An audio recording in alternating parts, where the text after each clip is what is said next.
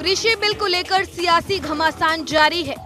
हरियाणा से राज्यसभा सांसद दुष्यंत गौतम ने किसानों से जुड़े बिल को लेकर कांग्रेस पर निशाना साधा।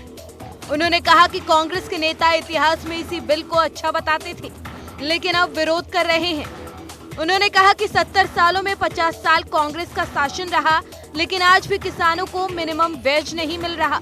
गौतम ने कहा कि आने वाले दिनों में बीजेपी के कार्यकर्ता किसानों के बीच जाएंगे और बिल को लेकर गलतफहमियां दूर करेंगे। ये राजनीतिक विरोध हो रहा है। ये अध्यादेशों पे आप देखो, कपिल सिब्बल की स्टेटमेंट देखो, आप पूर्व के अजय माकन की पर स्टेटमेंट देखिएगा, अब सुरजेवाला की स्टेटमेंट, पुरानी स्टेटमेंट को देख लीजिएगा। ये इन्होंने मांग की थी। आज देश के अंदर हर व्यावसायिक आदमी अपने माल को देश में कहीं भी बेच सकता है, अपनी कीमत पे बेच सकता है, तो किसान क्यों नहीं बेच सकता? आज 70 वर्ष के अंदर 50 साल कांग्रेस ने शासन किया है। आज भी मैं मान के चलता हूँ किसानों को जो उसकी मिनिमम वेजेस है ना, उसके हिसाब से भी पैसा नहीं मिलता। उसका पूरा परिवार लगता है। 8 लोग होते हैं, 8 लोग की मिनिमम वेजेस लगाई गई, 24 घंटे वो काम करते हैं, एक मानव का जीवन नहीं जी पाते। एक तरफ जहां केंद्रीय कृषि बिल को लेकर प्रदेश भर में विरोध प्रदर्शन हो रहा है, वहीं कैबिनेट मंत्री कंवरपाल गुर्जर ने हाल ही में हुए किसान आंदोलन को फ्लॉप शो बताते हुए कहा कि इसमें कोई किसान नहीं आया, क्योंकि अब किसानों को धीरे धीरे बात समझ आ चुकी है और तीनों अध्यादेश 100% ये किसानों के हित में है। क्योंकि धीरे धीरे किसान की समझ में ये बात बिल्कुल आती जा रही कि ये जो बिल हैं ये 100% किसान के हित के बिल हैं।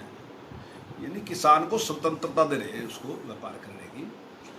अब जो परिस्थितियां पहले थी, चाहे वो एमएसपी की बात थी, एमएसपी ज्यों का त्यों है, और चाहे मंडी की बात थी, मंडी भी ज्यों की त्यों है। केवल एक ऑप्शन ये दिया किसान को कि वो बाहर भी अपनी चीज़ बेच सकता है। अब कुछ लोग कह रहे को लगता है कि पहले बेच सकता था, बेच तो सकता था वो पहले भी, और बिकता भी था। मैं नहीं कह रहा बिकता नहीं था, पहले भी बिकता था, लेकिन गैर कानूनी था। और गैर कानूनी होने से किसी टाइम भी कोई भी अधिकारी जाकर उनको इस बात के लिए दंडित कर सकता था, कोई सजा कर सकता था। जो भी व्यापारी था उसमें किसान को कम करता था, लेकिन व्यापारी करता था। व्यापारी को अगर करता था तो स्वाभाविक है कि व्यापारी उतना ही उसकी फसल का कम कीमत लगा हुआ था, क्योंकि वो कहता कि मेरा रिस्क है। तो अब उस रिस्क को ही खत्म कर दिया, रिस्क नहीं रहा अब। वहीं गोहाना पहुंचे प्रदेश के कृषि मंत्री जेपी दलाल ने कांग्रेस को आड़े हाथ लिया। कृषि मंत्री ने कहा कि ग्रामीण चौपाल में ग्रामीणों को संबोधित करते हुए जयप्रकाश दलाल ने कांग्रेस पर जमकर प्रहार करते हुए कहा कि कांग्रेस कहती है कि किसान सड़कों पर बैठे हैं, जबकि किसान सड़कों पर बैठे नहीं हैं।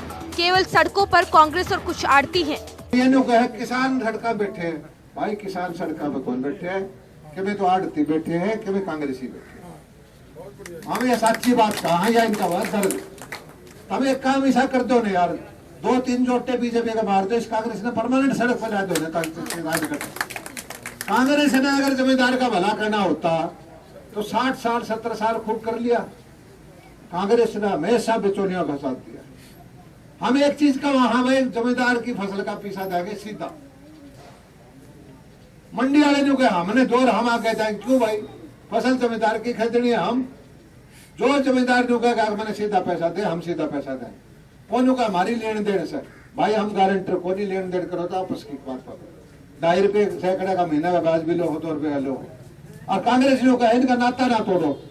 अरे नाता गर्दन पकड़ रखी जमींदार की, हम गर्दन छुटवाने लग रहे हो। ये क्या का नाता है? तो शिकारी और शिकारी का नाता है। खून चूस लिया जमींदार का पूंजीपति ने और उससे छुड़वाने की कोशिश करा। हम दोनों का नाता ना तोड़ो। कृषि बिल पर राजनीति इतनी गरमाई कि एनडीए के साथ ही अकाली दल ने खुद को गठबंधन से अलग कर लिया। अब इसको लेकर भी बयानबाजी का दौर शुरू हो चुका है। हालांकि प्रदेश के गृह मंत्री अनिल विज ने कहा कि ये पुराना गठबंधन है, कुछ गलतफहमी है और जल्द ही दूर कर ली जाएगी। और पीएम ने स्पष्ट कर दिया है कि एमएसपी और मंडी पर बिल का कोई प्रभाव नहीं पड़ेगा। नहीं, अकाली दल हमारा बहुत पुराना और मुझको लगता है कि बिल को लेके उनको कुछ गलतफहमियां हो गई हैं और वो जल्दी दूर होंगी। प्रधानमंत्री जी ने बिल के बारे में स्पष्ट किया है। मुख्य रूप से किसानों को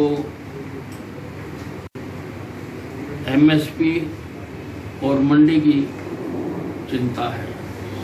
दोनों बातों का कह दिया कि दोनों रहेंगी और स्पष्ट कर दिया, तो सभी की शंकाएं जो हैं वो दूर हो जाएंगी और उनके साथ अकाली दल की भी हो जाएगी। एनडीए से अकाली दल के अलग होने के बाद कांग्रेस की प्रतिक्रिया भी सामने आई है।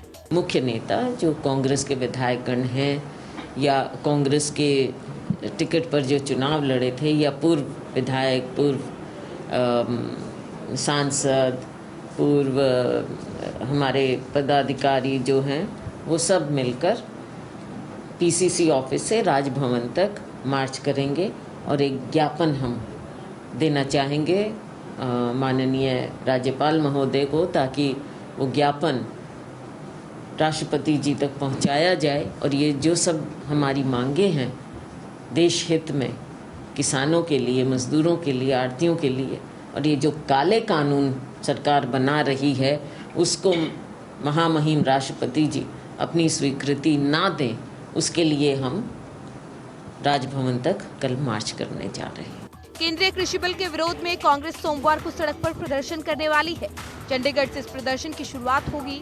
अब देखना ये है कि विपक्ष के विरोध का सामना सरकार कैसे करती है और कैसे किसानों के मन तक अपनी बात को पहुंचा पाती है। Bureau report, India news Haryana. चलिए फिलहाल के लिए इस बुलेटिन में इतना ही। आप बने रहिए इंडिया न्यूज के साथ।